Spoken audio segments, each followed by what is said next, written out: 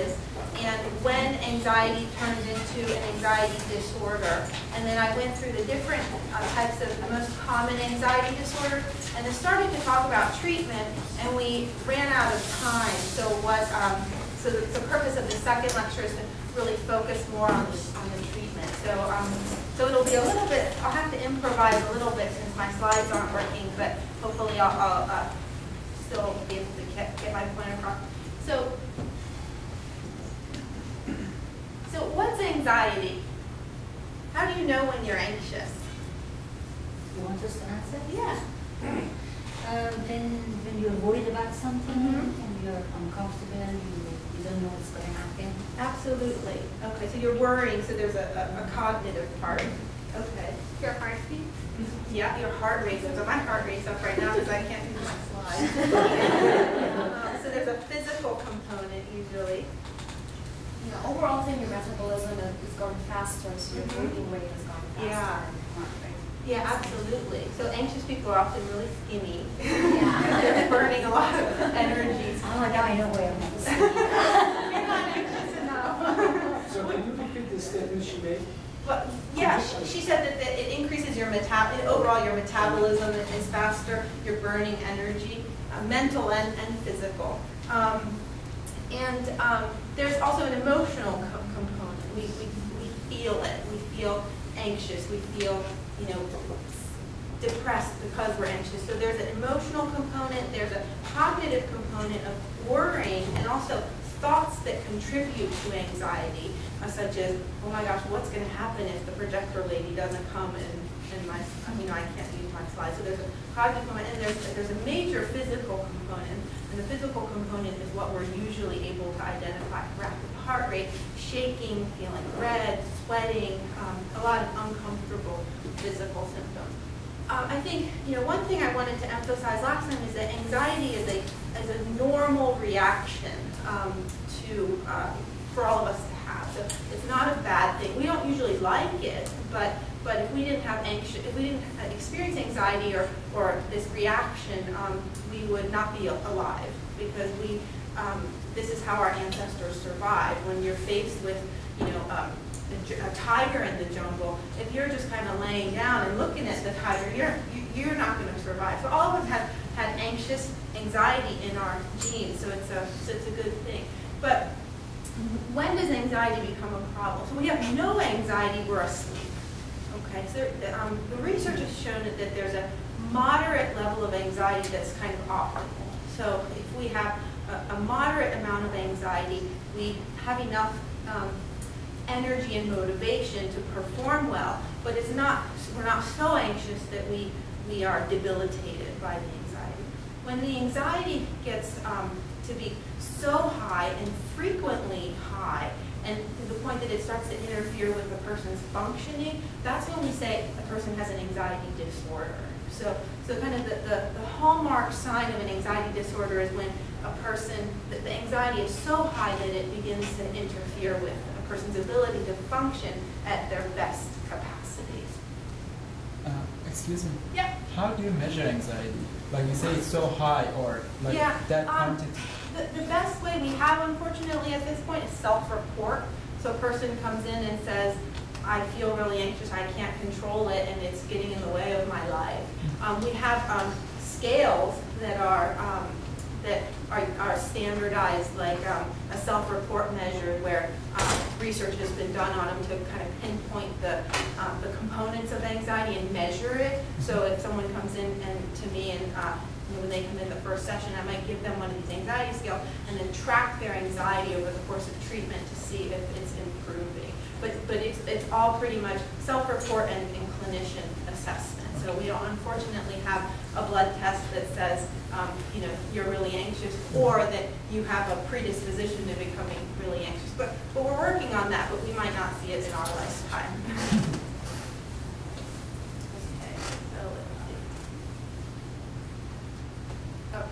So let me talk a little bit about the most common anxiety disorders.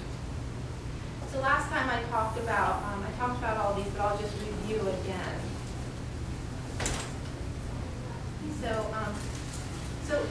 I started last time with panic attacks. So a panic attack is a sudden onset of a lot of uncomfortable physical symptoms. Usually the most common ones are rapid heart rate, chest tightness, difficulty breathing, shaking, sweating, tingling sensations, feeling lightheaded or dizzy, and it's a sudden escalation of these symptoms that a person finds very, very uncomfortable. They usually peak at 10 minutes and then start to diminish. Many people who experience panic attacks think they're having a heart attack. So a lot of these people end up in the emergency room, they get a cardiac workup, and then they find out, well, there's nothing wrong with them, still must be anxiety, then they're referred to us. A panic attack can occur with any anxiety disorder, and even without meeting criteria for an official anxiety disorder, but it can occur with any of the different anxiety disorders. When a person comes to us with panic attacks, what we try to understand in terms of diagnosing the patient, which will then help us with the course of treatment, is to determine what is the source of the panic attack. So, for example, a panic attack can occur if they tell me, well, it occurs only when I cross the Bay Bridge. Then you probably are going to start to think, okay, this person might have a fear of heights, might have a fear of driving, so the panic attacks are related to that. If the person says that the panic attacks just come out of nowhere, I'm having a good day, I'm walking down the street, and boom, I get a panic attack, then you start to think, okay, this person might meet criteria for what we call panic disorder. Panic disorder is defined by recurrent and unexpected panic attacks. So they don't have a trigger that you can identify. You begin to worry about having additional panic attacks. So you begin to worry, oh my gosh, what if I have another one? What if I have another one? And you worry about the implications of the attack. So am I having a heart attack? Am I going crazy? So when a person meets those criteria, we would diagnose them with panic disorder. And the treatment would be different. When I talk about treatment, if you're interested in learning more about that specific diagnosis, I can tell you. But the reason why diagnosis, a clear diagnosis is really important is because it helps us with the course of treatment. Obsessive-Compulsive Disorder, I think in Farsi it's Vasvas. I don't like that term because it just seems so benign, but she just Vasvas. But it's really a severe disorder. I mean, it is in the American sense, the English sense of the word. So I assume, and I know it exists in the same manifestation in the Iranian culture, but I don't know why I just don't like that term. But anyway. So obsessive-compulsive disorder, OCD, commonly is how we know it. It's defined with obsessions, which are intrusive, bothersome thoughts that a person has that they can't get rid of, and usually followed by a compulsive behavior. A compulsive behavior is any mental or physical behavior that the person engages in order to reduce the anxiety associated with an obsession. So I think a common one in the Iranian culture is an obsession with contamination. So you feel dirty, you touch something, no, touching. All mothers are always telling you, that's fantastic. But I always hear that from mothers, but you don't always hear that with American mothers. The kids in the dirt, and so that always sticks out to me when I hear it. So the obsession would be, I'm contaminated, or my child is contaminated. The compulsion would be, and that causes anxiety. The compulsion would be repetitive hand washing. Now, if you touch something and you go and wash your hands, you don't have OCD. This is repetitive behavior that the person can't control, and thoughts that the person finds intrusive and can't control. So at that point is when we would diagnose a person with OCD, and that OCD can take a variety of kind of manifestations. So it doesn't have to be just the contamination, but it's a really interesting disorder because there are so many different variations. And if you have questions, feel free to stop me. If you keep checking if I turn off the light or something, is that It's similar. Checking behavior, counting behavior, washing, mental rituals, like having to say a prayer or something over and over and over, and you're doing it because if you don't do it, it bothers you. Yeah, I mean, checking the lights, you know, I do that too. Oh, do I turn the light off? But if you're waking up and going back down and checking, and you're doing it so many times that it's either taking up a good chunk of the day or it's interfering with your functioning, like, you know, you're tired the next day at work because you spent so much time checking the lights, and then it would be probably an obsessive-compulsive. Generalized anxiety disorder. So that's kind of the diagnosis most people get when they go to see a psychologist. It's not always accurate, but it's the easiest diagnosis to give somebody. It's basically a person who worries a lot and can't control the worry. So they're worrying about lots of different areas in their life: work, school, their children, their health, whatever, and they can't control the worry. And usually the worry is associated with a lot of physical tension, difficulty sleeping, difficulty concentrating, maybe irritability, fatigue. And so that's, in that case, we diagnose a person with generalized anxiety disorder. Social anxiety disorder is basically having anxiety in social situations. And everyone has a little bit of anxiety, and not everybody, many people have a little bit of anxiety in social situations, but these are individuals that it's so anxiety provoking that they either avoid socializing to a large degree, or they tolerate it with a lot of stress. So, it's really impairing once again. Specific phobias, those are the most common anxiety disorder. Those are things like a fear of heights, fear of spiders, claustrophobia, fear of enclosed spaces, fear of blood or getting your blood drawn. Anything you can think of, you can have a phobia of, and there's probably a name for it. Once again, these disorders we don't treat unless it causes a problem for the person. So if a person says to me, you know, I have a fear of, I don't know, bridges, but they don't live within 200 miles of a bridge and they cross one, you know, once every 10 years, then I'm not going to say, well, let's spend, you know, all of your time and money and resources to treat your phobia that you might encounter 10 years from now. So they're very common, but people sometimes go a lifetime without treating them. Another reason why people don't get these treated is because when you learn a little bit more about the treatment, it's a hard treatment and people don't want to tolerate it. So that's another reason why they might not want to do it. Then the last disorder is post-traumatic stress disorder, and this is a disorder, the only anxiety disorder that requires exposure to an extreme stressor. Common examples are natural disasters, terrible car accidents, sexual or physical abuse, any event where you feel like your life is in danger, or you witness something horrible happen to somebody else, or you even hear about an event that was really, really traumatic.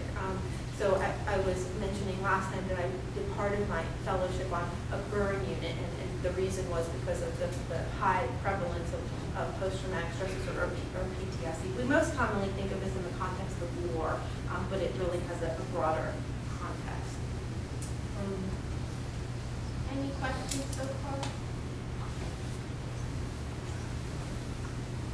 I do, but I feel bad to keep. That's okay. I have to catch up on the slides anyway. So, if someone is homophobic, yeah. How do you know if this is really because of that disorder, or this is because of bad upbringing and being prejudiced against a certain group of people?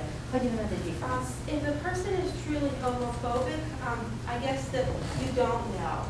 It's really hard to determine whether this I guess by disorder you mean there's a biological Right. underpinning to Right, it? because Yeah. in that case, you can forgive that person. Right. But if Right. if somebody is homophobic Yeah. because of stupid Right. ideas, Yeah.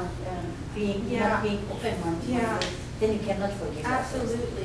The way I would think about that is the way I would think about any of the other anxiety disorders, that the person probably, how do we know so far how an anxiety disorder develops? The person has some sort of vulnerability to developing an anxiety disorder, and homophobia is a phobia. That people have anxiety around homosexuals. So I would think of it as the person has a genetic vulnerability to developing anxiety, and some component in their upbringing made this be the specific anxiety disorder that developed. If we can determine whether it's biological or not, we can. Yeah. For our purposes for treatment, it doesn't matter. I understand your point that you want to know if you feel like, well, there's an underlying cause for this. I think we're not that sophisticated with being able to identify the reasons. Because if we could, we'd change it. If we knew that it was this person's upbringing or the biology, we could intervene early with the biology and the upbringing and change it. But we're not that sophisticated enough yet to know. And the reason is because people are so complicated. I have no two patients that come in that are the same. And I think that's the underlying reason. We are turning more to biological tests or substrates to be able to try to understand the biology better, but I think we're just a long way away, unfortunately. Okay, let's see what's next.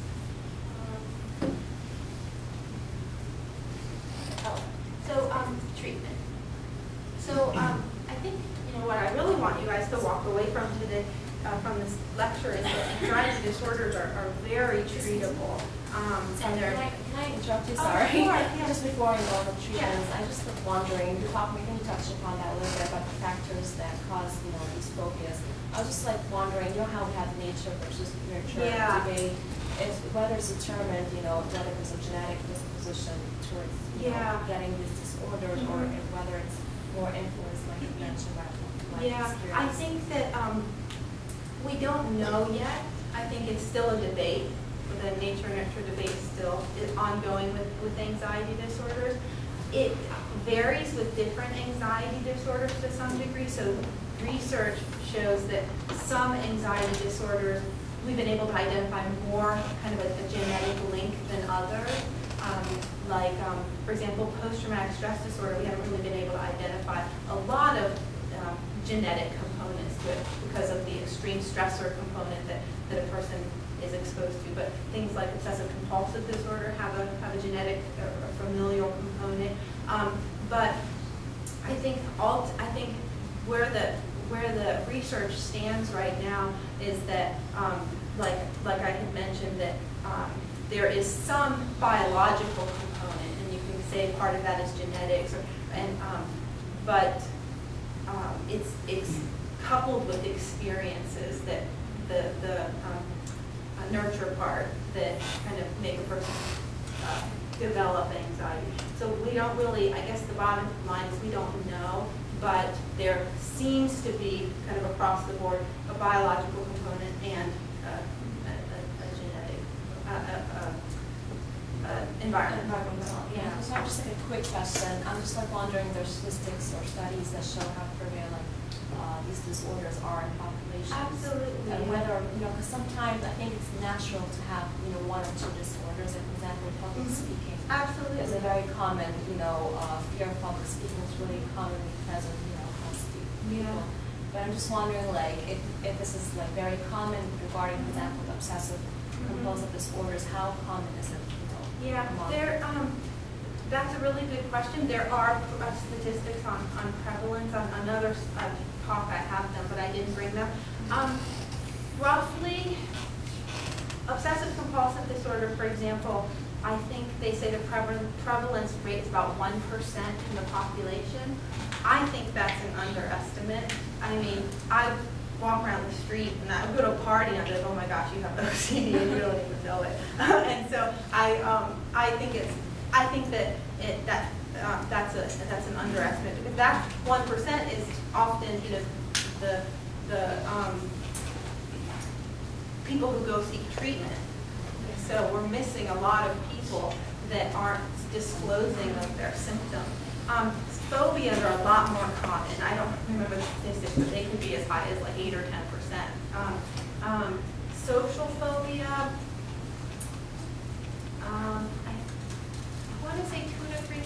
You know, this is lifetime prevalence, but I don't remember exactly. So I don't pay a lot of attention to the prevalence rates because I think they're underestimates, and I think that when somebody comes in and they hear, oh, only 1% of the population has OCD, they think, oh my gosh, only 1%, and it kind of makes you feel really isolated. But I think they're often higher. Yeah, I think also there's a cultural stigmatization. If you go to shrink, some cultures think like you're crazy. Absolutely. Or, you know, they tend Oh, to think yeah. that you're Our culture happens to be one of those cultures. Yeah, Yeah. Unfortunately, one of the barriers to treatment in the Iranian culture is stigma. Yeah. You know, I love seeing so many people at this lecture because I feel like, oh, okay, so people do have an interest in mental health, but I think, you know, it's not just the Iranian culture, of course, an American culture, any culture, but I'll walk into a patient room, hi, you know, one of the doctors asked me to come and see you. Oh, I'm not crazy, I don't need to see you. So it's the first thing that comes out of it. I don't need to see psychology, I just need to go home. Like, well, there's a reason why you're not home. So, yeah, I think that there's a big stigma attached to it. Okay, so in terms of treatment, just quickly about medication. Last time I mentioned benzodiazepines, things such as Xanax, Valium, Librium. Those are, if you go to like a primary care doctor, or even a psychiatrist, those are the things that are most, I guess, often prescribed for short-term anxiety, and they're very, very effective. You know, if you take a Xanax, usually you'll feel pretty good. It'll kind of nip the anxiety in the bud. The problem with benzodiazepines is that they're not a good treatment for chronic or long-term anxiety because you can form a dependence, so a tolerance and a dependence to them, and it's a really hard process to wean yourself off of these medications. So that's kind of something I would caution you if you go to a doctor and that's the first thing they want to give. The treatment that's kind of the best treatment medication-wise are the SSRIs, or selective serotonin reuptake inhibitors, things such as Prozac, Zoloft, Lexapro, Celexa, and those are kind of the first-line treatment for chronic anxiety. They have a good side effect profile, and they are non-addictive. And then there are also other antidepressants that are the different classes of medications, but usually people will start with the SSRIs. So the alternative to taking medications, many people don't want to take medicine for a variety of reasons. The alternative is therapy. And there's a specific type of therapy called cognitive behavioral therapy, or CBT, that is the most effective treatment for anxiety, non-medication treatment. And in fact, studies show that it's as effective as medication for the treatment of anxiety. So for people who don't want to take medication, this is a great option. And it has the long-term advantage of it has a long-term, I guess, it has long-term effects. With medication, sometimes if you get off of it, your symptoms come back. But with this, it really does change your brain biology permanently if you engage in the treatment. It's a short-term type of therapy, so average 6 to 20 sessions. It's present-focused, so you don't delve into a person's childhood. You don't lay them on a couch and do psychoanalysis, kind of the traditional concept we have of therapy. And that's why a lot of people, I think, get scared to go to therapy. They don't want to bring up, 30, 40, 50, 60 years of pain in therapy. And so in this type of therapy, you don't have to. It's very kind of present focused. Often CBT and medication for more severe, moderate to severe anxiety is the best option. So what is cognitive? How does cognitive behavioral therapy work? So the idea is, so it's cognitive and behavioral. The idea is that our thoughts affect what we do, and what we do affects, and both of those things affect how we feel. So the premise behind it is that if we can change our thoughts, which in anxiety are often, in anxious people are often negative or kind of catastrophic, if we can change those thoughts into more accurate thoughts, and we can change our behaviors, then we can change our feelings, which is the anxiety. The behavior in anxiety disorders is usually avoidance. So a person who has a phobia, a person who has homophobia is going to stay away from homosexuals. A person who has a phobia of heights is going to stay away from bridges. A person who has obsessive-compulsive disorder is trying to stay away from their thoughts. Unfortunately, they're not usually successful, but which is why they have the disorder. But the idea is that the maladaptive behavior is avoidance. So the treatment for that portion would be gradual approach, and I'll talk about that in a minute. So how would we change thoughts? So if a patient comes to me, I do it differently for each patient, but I'm going to target thoughts and I'm going to target behaviors. And depending on the diagnosis and the patient, I might start with one or the other. But with thoughts, first you want to identify their negative thought patterns. So I might have a person after their first week of treatment go home and record every time they feel anxious what's going through their mind. So for example, a patient who has social anxiety, I would say, okay, this week, every time in a social situation you feel anxious, or you're avoiding a social situation because you're anxious, write down what your thought is.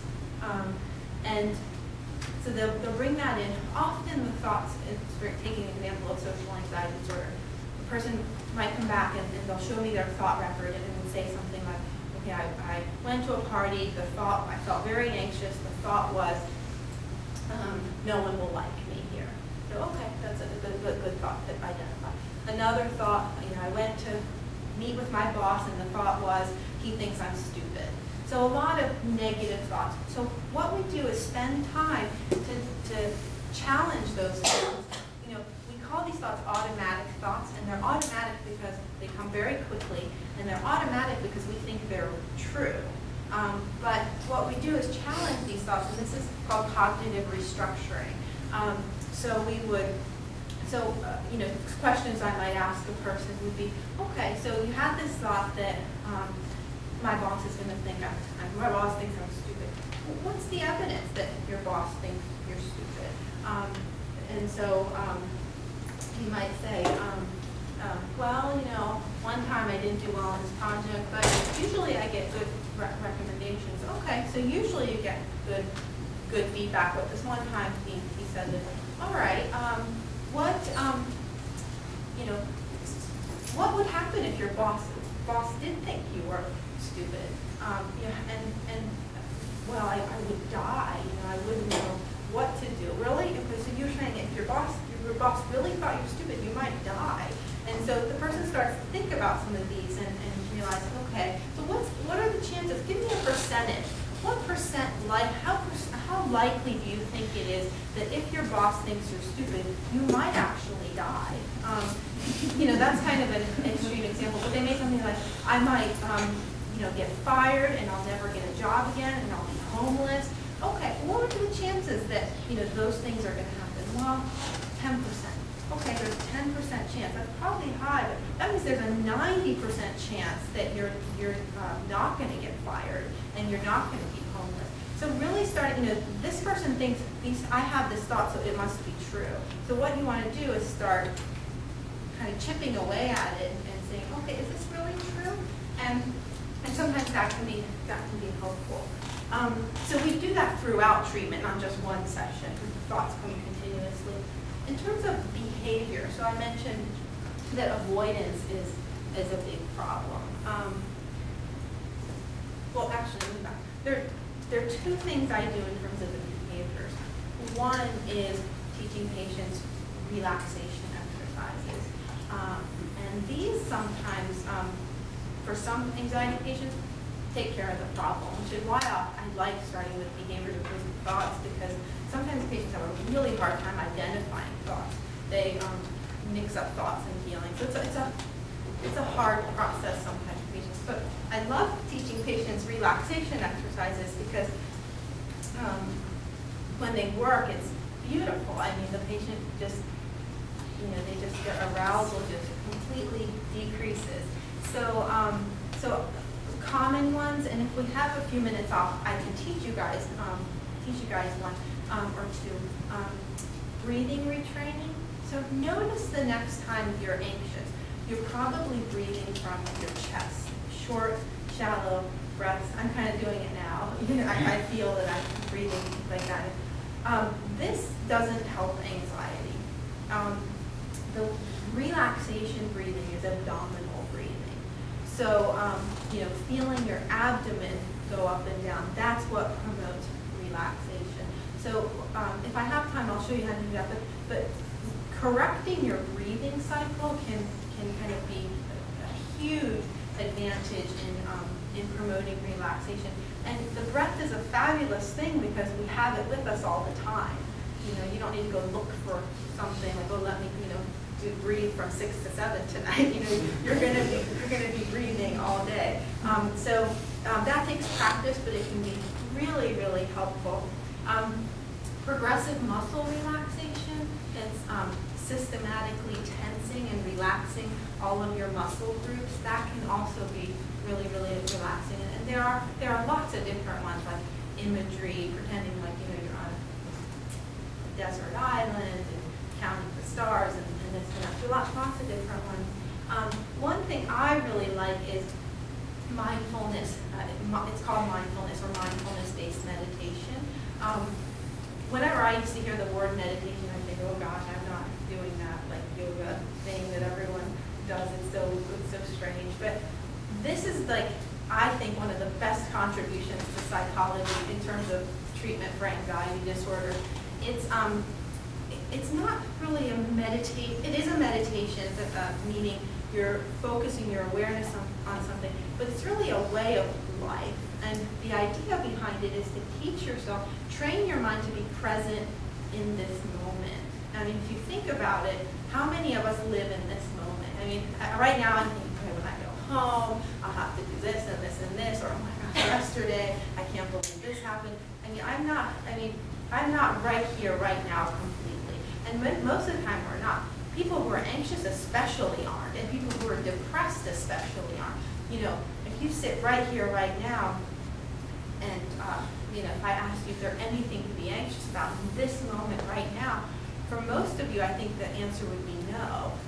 You're anxious because you're thinking about the future or thinking about the past. So this idea of being living in the present moment, it takes so much training. I mean, a lifetime of training, but the effects are amazing. I went through a class where I did this, and for a few weeks I was a different person. Unfortunately, I didn't keep up the practice. I reverted back to my normal self, but it's really profound. So I printed out on that table over there. I printed out some mindfulness and relaxation resources that you guys can look at, and there's some that I included on this second or third page of free relaxation resources on the web that you can listen to, and CDs. I had a CD that one of my students made that I really wanted to bring, but unfortunately I didn't have time to make as many copies of it, but maybe next time.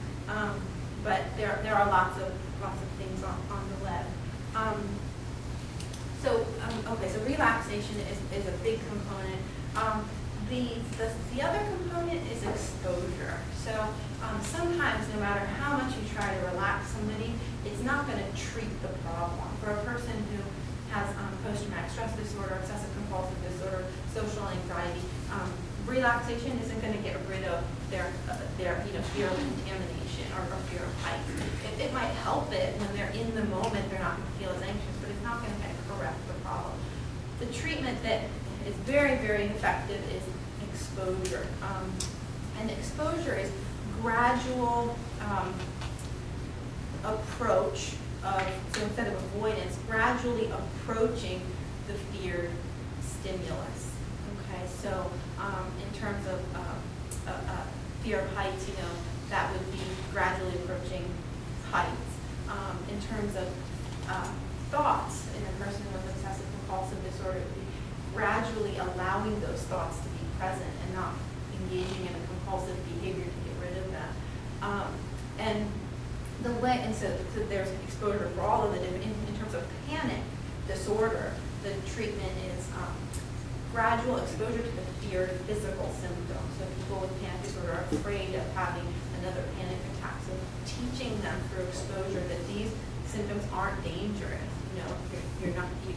You're a healthy person, then you're not having a heart attack. Feeling hot and flushed and sweating is uncomfortable, but it's not dangerous. And the way we would go about doing this is developing what we call a hierarchy. So I'd have the person write down from all the situations that bother them, and we'd rank them, around a particular fear, and we'd rank them from least anxiety to highest anxiety. And we'd start near the bottom, and we'd set up an exposure and take a session, and we have an extended session that time when we start the exposure, and gradually have the person approach that situation. Let me see if I can give you an example of a recent patient. So right now I'm running a social anxiety group, and that's a really hard group to recruit for because nobody wants to come if they're socially anxious. Nobody wants to come to a group. But the first week I recruited 10 people, and 2 people came. The second week, 4 people came, so I was really excited about that. And then 2 people came, and so then I said to them, if you don't come and don't give me 24 hours notice, I'm going to charge you for the group. And then I had 6 people. I was so excited. So encouragement and financial punishment is the way to social anxiety. So anyway, in there, what I'm having people do is write down their social anxiety, all the situations they fear. We're going to start with one and then kind of move up. So one guy, his fear is, one girl, her fear is just talking to people, period. And she's a college student, she goes to class and then she runs home, basically. So even walking up to somebody and asking them, hey, what time is it? That's really hard for her. At the top of her hierarchy would be, I think, going out with a group of friends. So we're going to have her start practicing going up to people, maybe 50 people in one session. I'll walk her around campus. So a lot of these things are done in what we call in vivo, real life. I'll walk with patients on campus. I'll go off campus with them to different places. Like, one patient had a fear of picking out glasses. He was afraid they wouldn't be just right. Okay. I went with him to an eyeglass shop. And I was like, well, okay, these are almost right. They're not just right. But you have to sit with the anxiety of them not being just right if you want to get better. So you have to work with the situation. And so it seems that in terms of manpower, the workforce is very intensive and expensive. Because having somebody like you spending 3 hours with a patient, so this is in fact relatively expensive. It's time intensive. I mean, it's time intensive in that this is hard work. This isn't the type of therapy where you go and just sit and then talk for an hour and then leave. So that is true. And there's homework assignments. So after whatever we work on in session, so if I have that patient, for example, go ask 50 people at a time, every day for the next week until we meet again, I'm going to have her practice that. It can be very expensive. In our clinic, we accept insurance, and so most patients whose insurance isn't accepted, they don't come to us. They'll find somebody in their insurance. If you were to go out in private practice, yeah, it's like paying out of pocket to go see a physician. Not quite so expensive, I think, but yeah, so it can be very pricey. In my opinion, it's worth finding a good therapist for a limited number of sessions, a cognitive behavioral therapist. It's hard to find cognitive behavioral therapists. A lot of people say, yeah, I do CBT, but they don't do CBT. So if you really want to treat your anxiety, you don't just want somebody to go talk to. You want to so all patients who can't come to us, I walk them through how to find somebody through their insurance. Because if you just call, you're going to get a random person, and there are some really bad therapists out there, unfortunately. So it can be expensive, but that's what I like about our clinic is it's a specialty clinic, but it still accepts insurance, and there are clinics like ours. But most of the time, I think places that aren't hospital-based clinics, they have to go out of network and pay out of pocket. So you're right. But so just to finish up with this example of this girl, the key to exposures is that they're prolonged. So the person remains in the anxiety-provoking situation long enough for their anxiety to decrease. That's really key, because if they come and they go and ask somebody at a time and they just do it once and their anxiety is as high as it can be, they're never going to want to do it again. But if they do it repeatedly and they say, okay, the 25th time, this isn't as bad as I thought, they develop the confidence that they can do this. So that's important. And if you don't do it right, the person can leave worse. So that's why you don't want to just go to a random person, because exposure can backfire if it's done wrong. And you also want to make sure that exposure is repeated. So once again, you have the person practice it every single night of that, every single day that week to enforce it.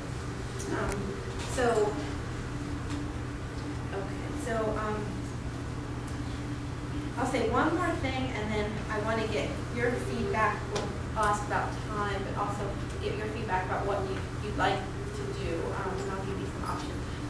I just wanted to mention, since CBT treatment is hard to find, at the clinic where I work, we do offer evaluations, and if you want an evaluation just to see, hey, is my anxiety kind of a problem? Medication, we have a great psychiatrist who is an expert in anxiety disorders, treatment for anxiety and depression, and groups. So we have run a relaxation and stress reduction group. I had mentioned, maybe I might have just mentioned it to my husband or a friend, but if I get enough Iranian people, I run a relaxation group just with the Iranian people, so there's, if that interested people. But I guess the disadvantage is we are in Baltimore, so it's a little bit of a commute. But so I put my business cards there. If you want even a referral, if you're just want some information or having trouble finding somebody, or if you want to come to us, I can help you through that process. So does anyone know how much time I have?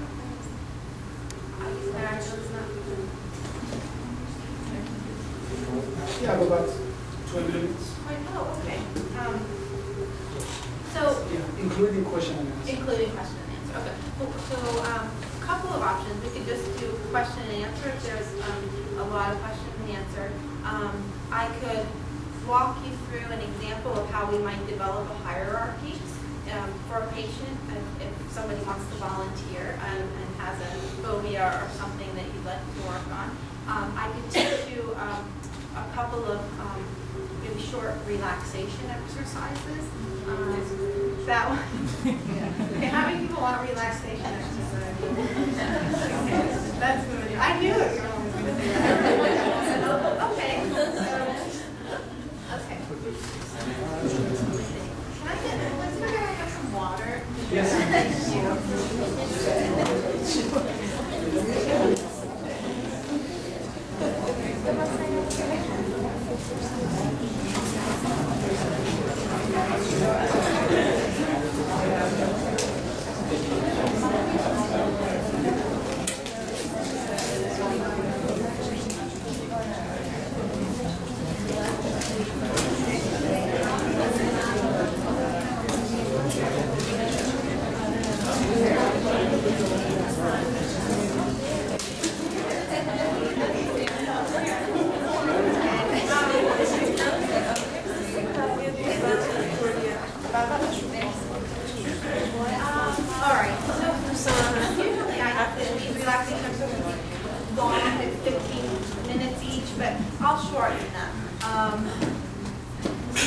start with a breathing exercise, and then if we have time, I'll do a short-term progressive muscle relaxation.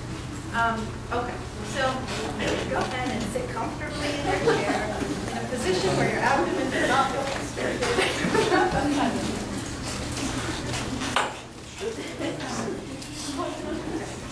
Should we be breathing or shut?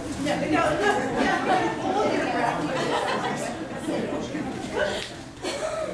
Whoever passes out first wins. Okay. So, if you feel comfortable, you can close your eyes. If not, just keep them open, but have a soft gaze in front of you. Maybe pick an object, pick something on the floor, and just kind of have a soft, half-open gaze on that object. And when you do this, close your eyes or have a gaze, a soft gaze, your attention is naturally going to start to go inward. So place your hands on your abdomen and just begin to be aware of the slight sensations of rising and falling as your abdomen expands and contracts.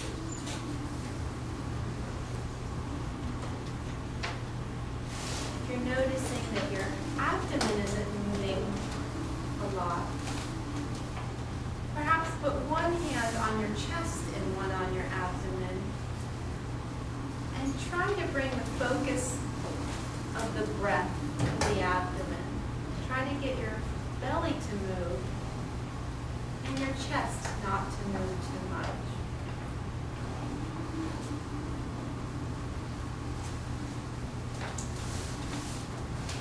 Imagine that you're being aware of your breath for the first time. Notice all the sensations and the complexity of each breath.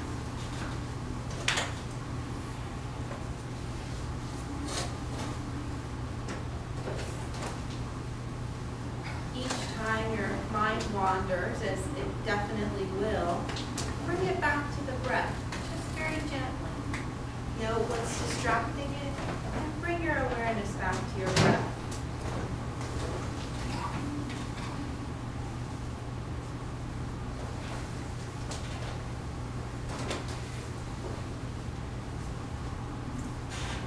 Now, on the next breath, take a deep breath in, filling your lungs and abdomen with air. When your lungs are full, hold that breath at the top for a second. Hold it, and as slowly as you can through your mouth, release that air. It's the exhalation that promotes relaxation.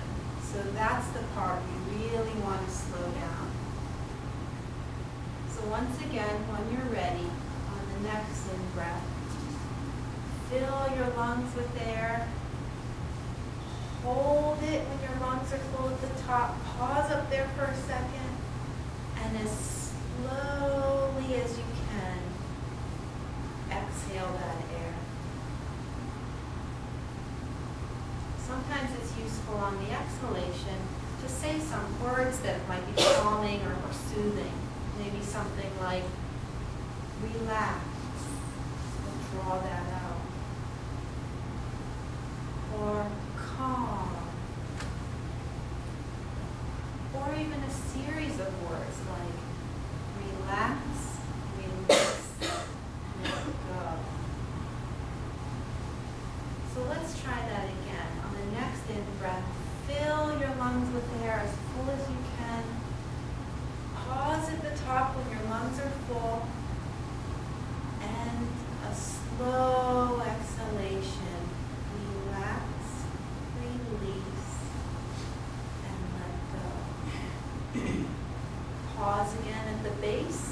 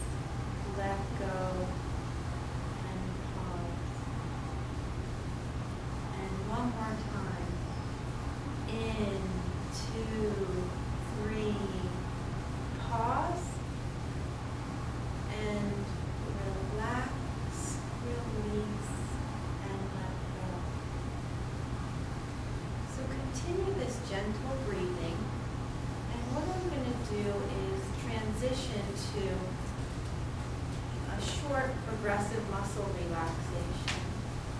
Continue to breathe as you're doing. In this next exercise, we're going to tense and relax a series of muscle groups. And just be careful not to do anything to injure yourself. So if you have a neck injury or a back injury, you might want to skip those parts of this exercise. But go ahead and once again, kind of sit loose in your chair. Remember your breath. And just think that for the next few minutes, you have nothing to do and nowhere to go except to focus on this relaxation exercise. We're going to start from the top of our head and work through a few different muscle groups. So first we're going to start with our face. And if something I'm saying doesn't make sense, just look at me and I'll be doing it along with you. So first, squeeze your eyes as tight as you can together. Tight, tight, tight. Feel that tension. Hold it. And when you're ready, slowly let your eyes relax. Feel the difference between the relaxation and the tension. Now, push your eyebrows up so your forehead is wrinkled. Feel that tension in your forehead. Hold it, and when you're ready, slowly let those muscles relax. And once again, feel that difference. Feel the tension just melting away in your forehead. Now open your mouth wide and feel that tension in your jaw. Hold it. And when you're ready, slowly and gently close your jaw. And feel the tension drifting away from your jaw. Now, we'll move down to the shoulders a little bit. Bring your shoulders up to your ears. Feel that tension, feel that tightness. And when you're ready, slowly let that tension drift away as your shoulders relax to a normal position. Now, if you can, rotate your neck very, very slowly and feel the different points of tension along your neck.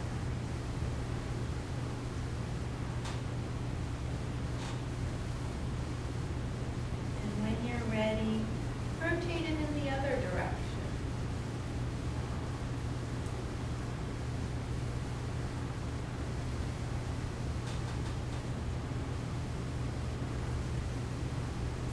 And then gently return it back to a normal upright position. And feel the difference between the movement and the stillness.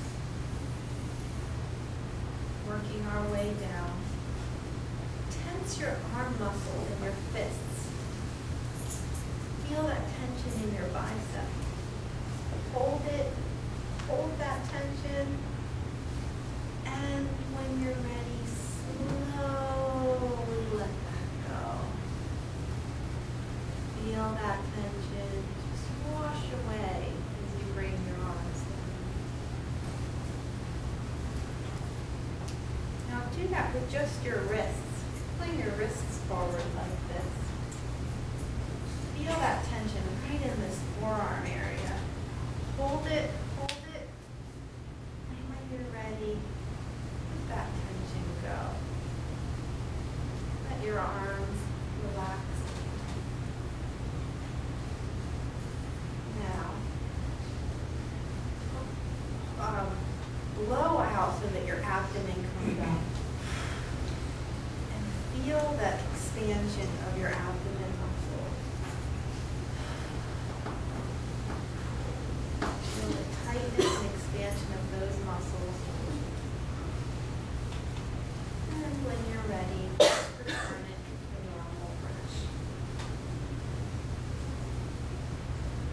arch your back like this. Arch your back in your chair. Good. Hold it, hold the tightness of the muscles in your lower back. And when you're ready, slowly let yourself relax again. Good. And moving down to leg muscles. As you're sitting in the chair, put your toes upward and feel your thigh muscles tense. Point them upward. Do it with both legs if you can. One if you can. And feel that tension in these big muscles. I won't do it, so feel that tension. Hold it. And when you're ready, let that tension go. Feel those big muscles relax. Now, do the same thing, but point your toes downward. Point them toward the floor. And feel the tension in the top of your legs. Point them down, hold it, and when you're ready, slowly let yourself return to a normal position. So feel the relaxation now from the top of your head, in your face, down to your shoulders. Feel the relaxation coming down your arms, into your abdomen, into your back, down your legs, your thighs and your shins. And as you go down to your feet, feel yourself feeling more and more relaxed. When you're ready, return back to the present moment and be aware of your surroundings a little bit more. Good timing. What did you guys think of that exercise? So imagine, we did that for maybe 5 or 6 minutes. I mean, imagine, that feels good after 5 or 6 minutes. Imagine if you spent 15 minutes a day doing something like that. So your prescription is to practice any relaxation exercise you like. As I mentioned, there's a bunch on that exercise. If you want some book recommendations, they're on there. If you don't find something you like, email me. But your prescription is, until the next time I give a lecture, which could be 6 or 7 months from now, but no, try it for 2 weeks. Try it for 2 weeks. Every day, 10 to 15 minutes, try the relaxation and see what happens. And the problem usually when I recommend that to patients is that they don't do it. They're like, I don't have 10 minutes. Well, you know, what I say to them is, how much time are you wasting because of your anxiety? And that usually is their wrong. Yeah, how much more productive could you be if you were sleeping better, if you were, you know, not so worried during the day? And that usually gets people a little bit motivated. But a CD can be really helpful. I mean, I try to sometimes do it in the morning. I'm getting late for work, and my mind's wandering. I have a CD, and there are a lot of great apps on that you can get if you have an iPhone that you can just listen to, you know, in your lunch break for 5-10 minutes. One I downloaded, I think was called Simply Being or something. And just a very short, you can do 5, 10, 15, 20 minutes application that you can get on your phone or your iPad.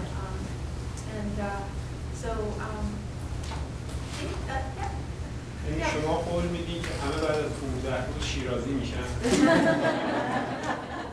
What does that mean? Oh, I didn't know that. Yeah, maybe. Questions? Yeah. So, Stephen, you make yourself so, how about would this be more yeah, what you You start with the بفرمایید توجه کنیم بعد فرصت از So if you don't feel tension, for example, in your back, Yeah.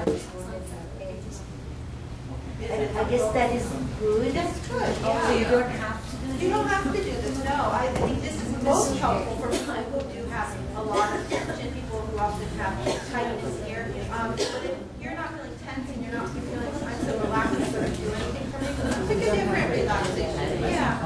Usually I'll be listen to one that they really like. Yeah, whatever one you like. You talked about the biological reasons you mentioned about some chemicals, the chemicals, not specifically. Yeah. So I was wondering if you could talk about some of the findings of this.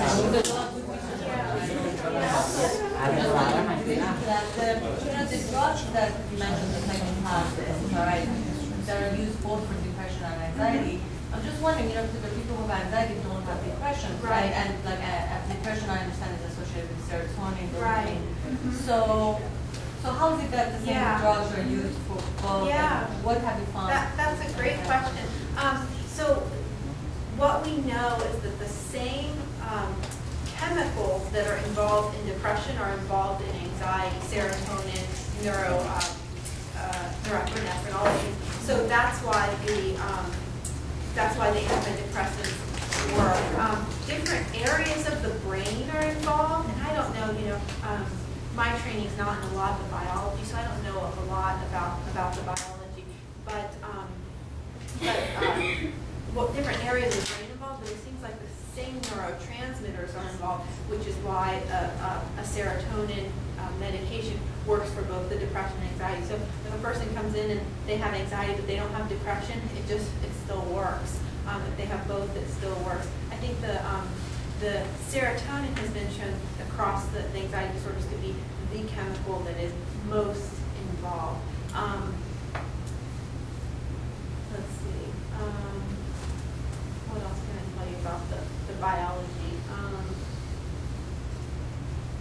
But you can change the biology with the cognitive therapy. Absolutely, yeah, absolutely. So you can use imaging studies show that there are actual brain changes following a course of cognitive behavioral therapy that are similar to brain changes with medication. So I wish I knew more about the biology. That's my husband's area of research, actually, and he'd be mad at me if I'm not.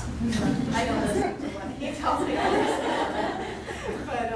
But if you're interested, I can find some really good papers, actually. Yeah, please email me. I'll find some really good papers on some of the neurobiology. And for some reason, it just doesn't stick in my brain. I read it. I've written papers on it, and as soon as I write it, I'll make it. Yeah, exactly. I just don't have a place in my brain for some of that stuff. Yeah. Next question. I'm sorry, if I could just, it's about Sure. children. I'm just wondering, I'm looking back at my own childhood. I think that probably when you look back, we see times when, maybe some of these anxieties started early on and it was there, but nobody really paying attention. And I'm thinking, to what extent do you think, as a clinician practitioner, there is room to start to look early, and parents are not equipped to that, schools probably don't do that. Yeah. Where do you think that? I think that's a great question. I think it's a great place to start. I think a lot of these anxiety disorders, you start seeing symptoms of them early on. I mean, there are all of these anxiety disorders kids can have. It just shows up differently.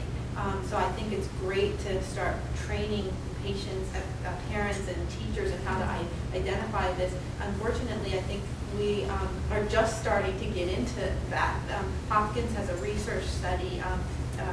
The principal investigator, her name is Gould, and she's doing exactly that. She's taking parents who are anxious and studying their children, and so from a very, very early age. But I think it's a great place to intervene. We can't change the genetics of the child, but we can change the environment, and we can change the biology by changing the environment. So it's almost like giving the person a course of therapy, that you can change, even if their genetics, they have anxiety from both sides.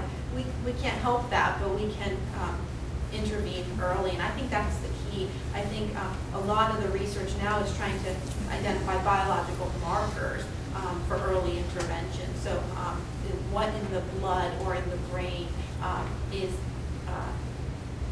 unique to patients with anxiety disorders, and eventually the goal would be you come into my office, your child comes into my office, we do a scan or we take a blood test, and we're like, oh, okay, this is a vulnerability, this is a person who's vulnerable to developing anxiety disorder. Let's start treating them now. Let's give them this medication now, and to prevent, you know, a lifelong problem with anxiety. Nancy, I actually have two questions. First, just going off of that, you said you used to do a blood test, you could see someone has more vulnerability to anxiety. Not yet. Yeah, Oh, yeah. okay. I wish. Yeah, I wish. Yeah. That's where the research is starting to head. Wow. Yeah. That would be It would be fabulous. Yeah. My other question, I'm not sure if you can answer this, but I learned in one of my classes something called the enriched environment, and it's a study that they conducted on rats.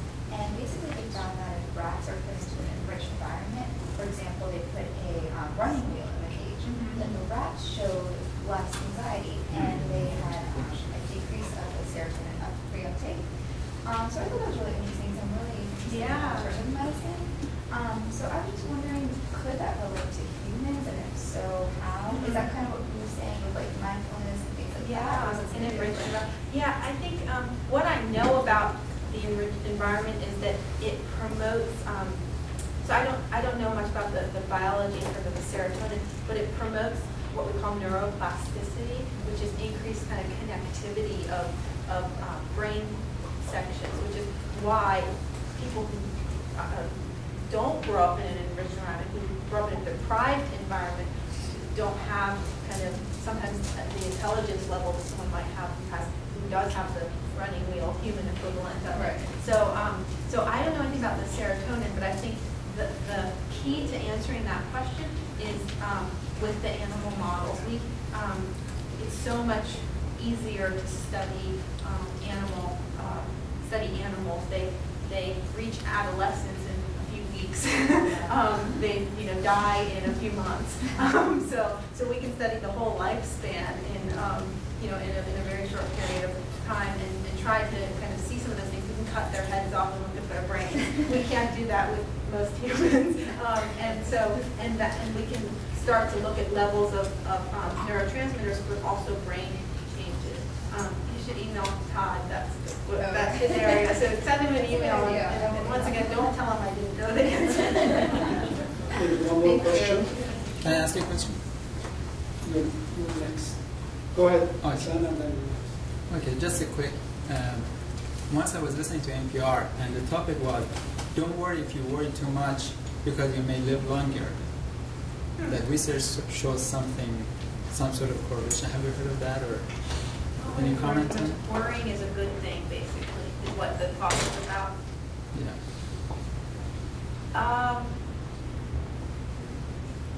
I guess I don't know. I'd be interested to go back and listen to that. The way I would look at that is some worrying is good. Some worrying is adaptive. People in this room, you're probably very productive academic professionals. You probably have a higher degree of worry than somebody who's just like, whatever, I have a customer, who cares, I have a project, whatever. So you're probably more productive. Thank you. So I think it's kind of like how I was saying, no worry isn't good because the tiger comes and eats you.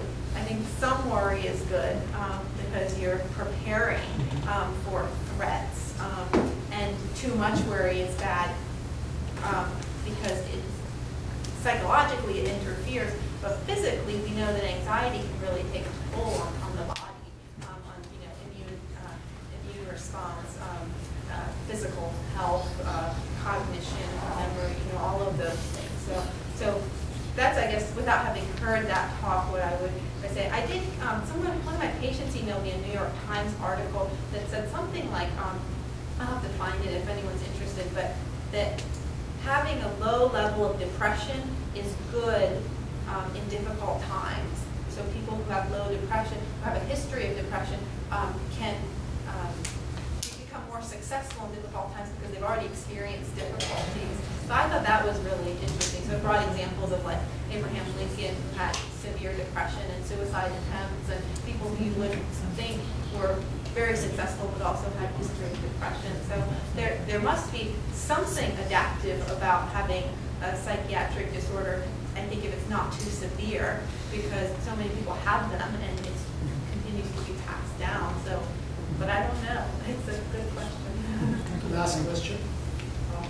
Not to be too divergent a little bit, but do you know, do we have any idea about what areas of the brain are involved in anxiety? What areas of the brain get involved in depression? That's a really good question. I think lots of areas, there's not one area, and with different anxiety disorders, different areas can be involved. With anxiety, I can tell you, well, there's an emotion and memory center of the brain that are really involved in, what was that? The limbic exactly. So the limbic system is, I know, really involved in anything emotion related, so depression and anxiety. The frontal cortex, of course, where we process a lot of the kind of higher, executive functioning. I think the limbic system is the primary area in obsessive-compulsive disorder. But there's an area of the brain called the caudate nucleus. Yeah, and there's a loop that actually people can't break. So it's really interesting when you think of OCD, that they can't stop doing something. There's literally a series of neurons that are firing and you can't turn off. So you basically want to cut that, through therapy and medication, and you can. So yeah, once again, I think if you have access to some of these academic journals, if you put in neurobiology anxiety review, they'll bring up some excellent reviews, but I can also email them to you if you're interested. Well, let's thank Dr.